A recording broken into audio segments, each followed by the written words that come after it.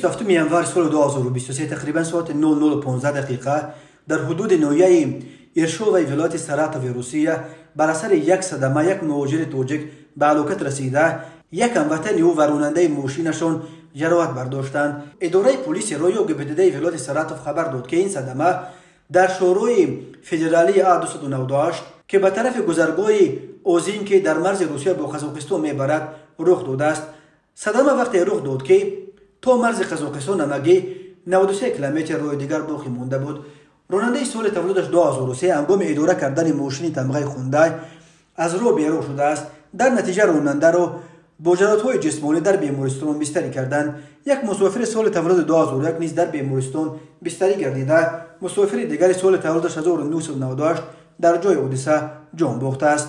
گفته می شود در اطلاعیه گبدده وزیر تندرستی ولایت ساراتوف الک کوستن در تلگرام کانالش خبر داد که مرد هلاک شده ساکن 25 ساله تاجیکستان بوده.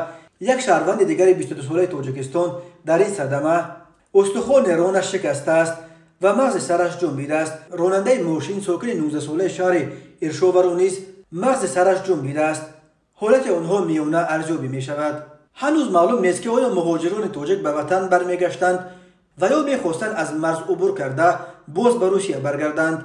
قرار معلوم هزاران نفر از مهاجران کوری از تاجیکستان، ازبکستان و دیگر کشورهای سنگه که عضو اتحاد اقتصادی اوراسیا نیستند مجبورند در 3 ماه مرز روسیه را عبور کنند تا که دوباره به این کشور برگشته بود و باش خود را باز از صفر کنند.